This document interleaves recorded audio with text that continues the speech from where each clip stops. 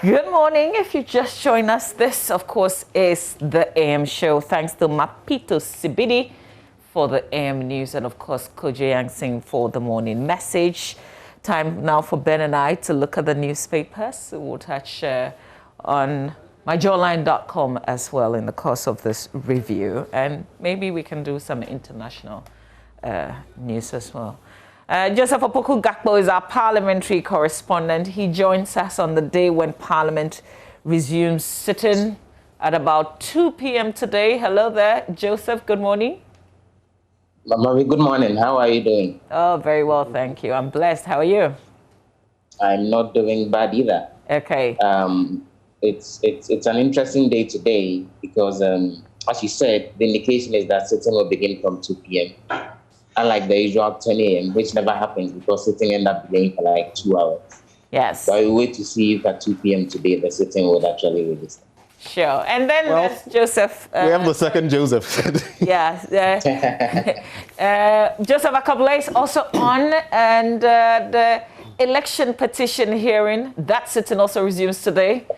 It's not a coincidence that the two of you are on. So good morning, Akabla. Good morning, Joseph, Ben, and to yourself, Mama V. I was just wondering from Joseph, Joseph, what does this mean for those who want to go in early to sit at the right side? Meaning if they decide to come at 3 a.m., then they'll have to wait for another 12 hours for the sitting to begin. We wish them the best of luck.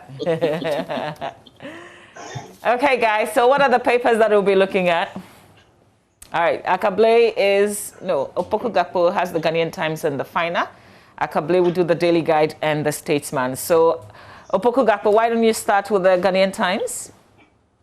Okay, I'm pulling out the Ghanaian Times news. Can Joseph go ahead? And then let me just grab my copy in a while. Yes. Joseph, I didn't know what you protest. Why this protest this early in the review? I'm not finding my copies of the papers. It's okay. I'm good. All right. You found them now? I found them now. So the front page of the Finder, an easy calm as schools reopen. That's the banner headline. Some parents express concern over rising COVID-19 cases. There's another story there about Dr. Baumia donating 10,000 Ghana cedis towards the construction of Mother Teresa Soup Kitchen Center. There's also the story there about the unresolved murder of Swally, sending message of unaccountability. And that's coming from the CPJ, which is the Committee for the Protection of Journalists. There's a story about the election petition resuming today. And then there's also the story about Afeni Martins constructing, community library in his constituency. Those are the stories. The story about Uneasy Kalma schools reopening, of course, we've all been having a conversation around that and whether we are all ready to allow our children to get back to school. In the middle pages of the Finder, there's the story about Volta region recording 37 new cases of COVID-19. With one death. Let me read to you the very first paragraph of that story. Dr. Senano Kwesi Jokoto, who is the Deputy Voter Regional Director, has been disclosing that there's been the situation where a total of 37 cases of COVID-19 have actually been recorded as in new cases, and there's been the death of some individuals in connection with that. There are other stories as well in the Finder newspaper. Government intends to issue 22.3 billion cedis in bonds as far as the first quarter of this year is concerned. Of course, our rising cases of loans have repeatedly been an issue, but looks like we're going in for more. But there's another story in the Finder newspaper that the Infantiman MP's robbery case, police await 3 reports. You know the death of Ekokwansa Hayford, the MP for Infantiman.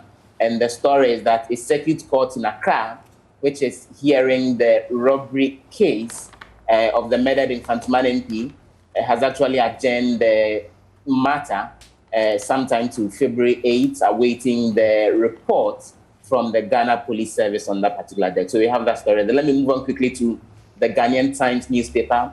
GPRTU descends on drivers. no mask, no passenger. It tasked members nationwide. And so looks like they're taking some great steps to protect all Ghanaians as far as COVID-19 is concerned. GJA holds forum on threats, attack on journalists to mark second anniversary of Adam Swale's assassination.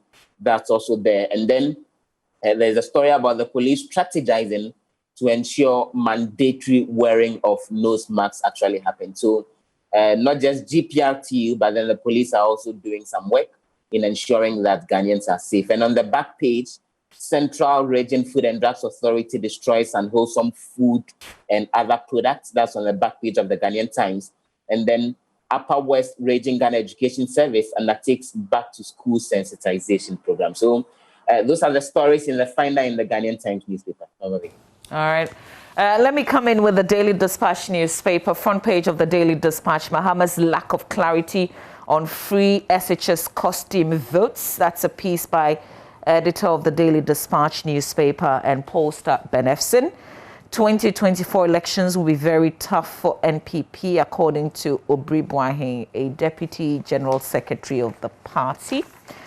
COVID-19 autopsy reports from the Ga East Municipal and 37 military hospitals contained in today's edition of the Daily Dispatch. Details on page 11. Okay. Also on the front page, the 7 judges to deal with the 2020 election petition. And Akable will give us some backstory because last week after the hearing, when I engaged one of the spokesperson for John Dramani Mahama, he indicated that, well, maybe the 7 may not be the same judges, hearing the case proper. Far-fetched, though, I mean, he acknowledged, but we wait to see if it will be same 7 or if it will be a 9-member panel.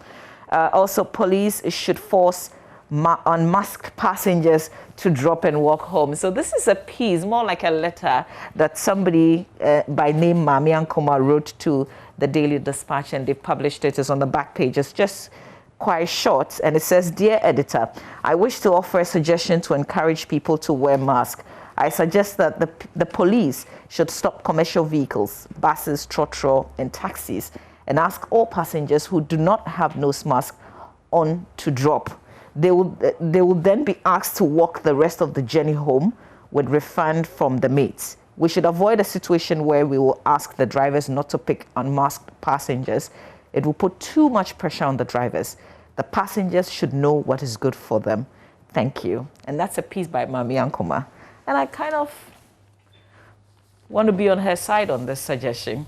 There is, when we're done with the review, I'll come back with some scary revelation about what happens to you, possibly, even after you've contracted COVID-19 and you look good. There's something that happens to your lungs, according to a surgeon. That will come up when we dig into the papers proper. Akable, go ahead with the Daily Guide. Well, it appears. So first, I'll do the Statesman, then I'll move to the Daily Guide. The Daily Statesman front page says Mahama faces Supreme Court today. Aspire trial has on the front page. Aspire trial of 2020 election petition starts, and let's be each other's keeper is coming from Dr. Baumia. And Scholarship Secretariat starts interview for 55,000 free SHS graduates, also on the front page of the Daily Statesman. The center spread. So quickly to the Daily Guide now. The Daily Guide front page first. It says here that COVID kills security couple, Pratt and others. As a photograph of Joshua Tremi, the national security boss who died unfortunately yesterday. COVID kills. So the other story on the front page is on the death of Ahmed Swale. It says GJA demands action on Ahmed Swale death, and Speaker cautions would-be NPP MP ministers. And police analyzes NP killers contacts, also on the front page of the Daily Guide. The back page has some sports stories. Actually on page 16, it says Messi finally sees red, faces 4 matches ban. It's a question that is being asked. And the other story, Man U can't win title unless there are 3 full stops. I'm sure one of you will have the rest of the answers, unless they win most of the matches, which is not possible. So they are not winning. And the center spread of Daily Guide has this story about paper. Is that in the paper? Which one? Read what you see. Only what you see, Joseph.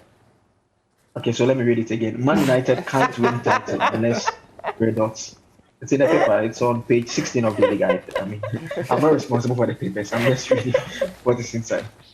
Yeah, so those are the main stories from Avi in the Daily Guide and Daily Statesman. So mainly the courts and the story relating to Manchester United. Ben? Okay, Joseph, thank you for hammering that. Thank you for highlighting it. I mean, there was a sort of coup in the studio. I don't know why, but at least let's ensure that it's in the papers and you put it rightly. Well, I'll bring up the stories in the Daily Graphic this morning. President opens 72nd New Year school today. Then pupils, students return to school after 10 months, and that has generated a lot of conversation. Part of which we're going to be delving into on the show this morning. Should we proceed? Should we not proceed? And what other mechanisms should we be putting in place in the different schools to ensure that our students, our children, our wards remain safe? Private varsities face bleak future. Patronage of institutions declining. There's a picture there of Professor Dan Obingo for a president of the Conference of Independent Universities, and it's quite an interesting piece because they point to a number of factors that are inimical to them, that is the private universities, even citing the fact that some of those entities that have oversight over them, the public universities, also end up taking a slice of the little pie they have. I'll be delving into that story.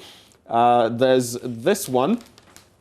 Are we losing the fight against COVID-19? That's actually an editorial on page 7 of the Daily Graphic. And just in sum, with the three opinions here, one person, Richmond, thinks the government should provide assistance to the National Commission for Civic Education to intensify education on the protocols.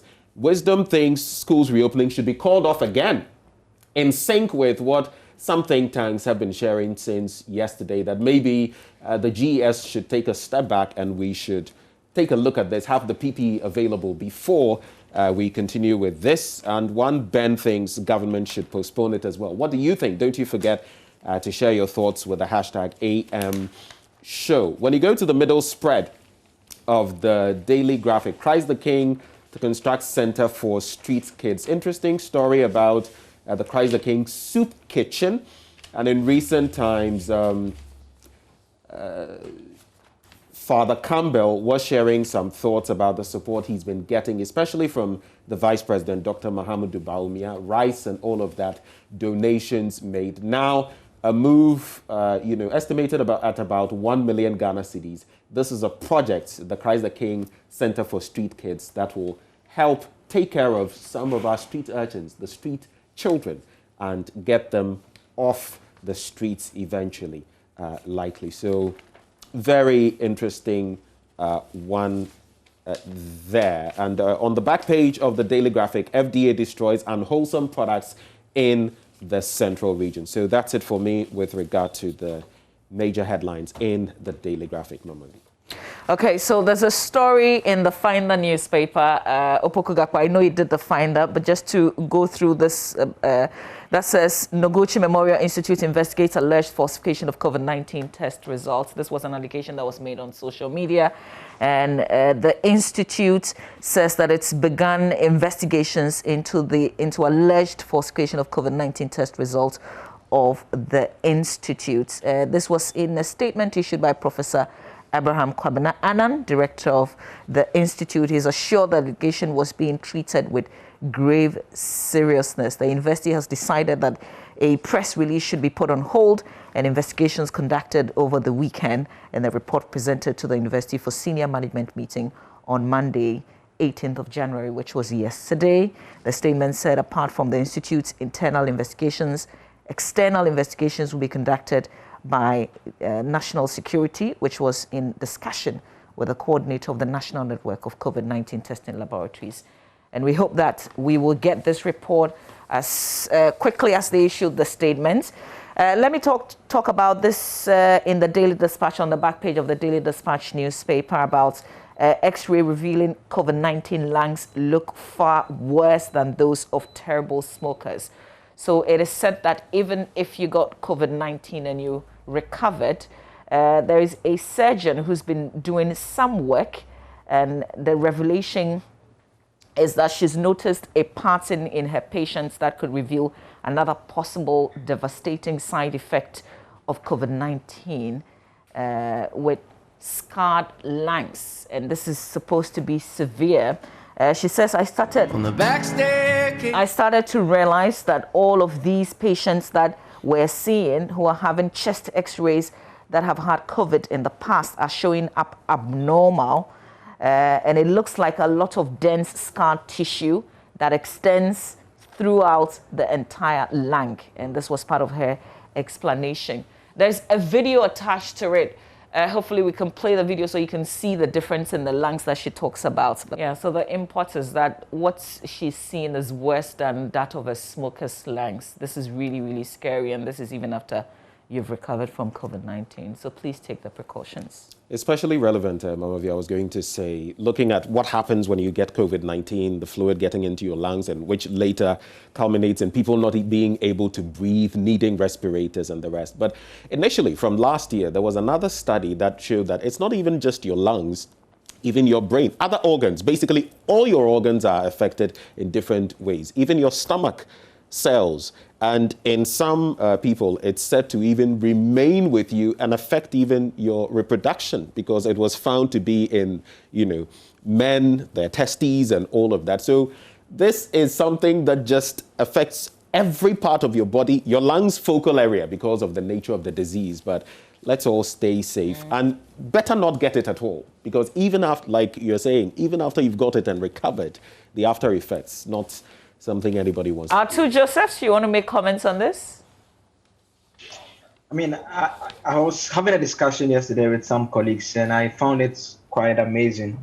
In my neighborhood, I realized, I was telling them that I've never seen anyone in mask in the area. Like, it's simply something that beats my imagination, and I don't know what is accounting for that.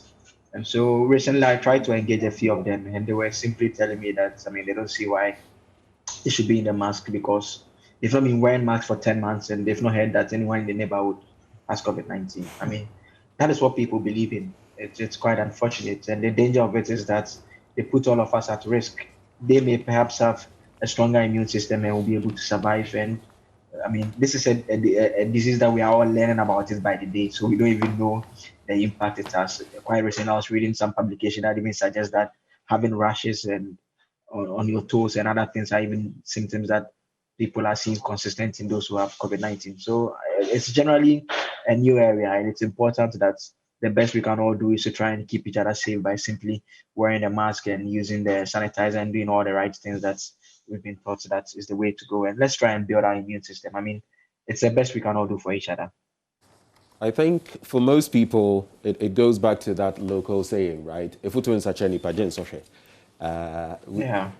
advice will not help you enough. When you've been there, done that, then you might want to actually take some, a step back and reflect again. But quickly with the Business and Financial Times, it talks about the Africa Free Trade Area being a process, not an event that has to be rushed. There's also talk here, we keep hammering it because it is real. Upsurge of COVID-19 cases gives parents, teachers cause for worry as schools reopen. It follows the same trend that we've been talking about, but we can all reduce that worry by protecting ourselves. On the back page, a bit of an interesting one there. You remember, so Japan Motors donates first locally assembled Nissan pickup to Noost. A promise was made sometime last year that the first one to be assembled locally would be donated to the Kwame Nkrumah University of Science and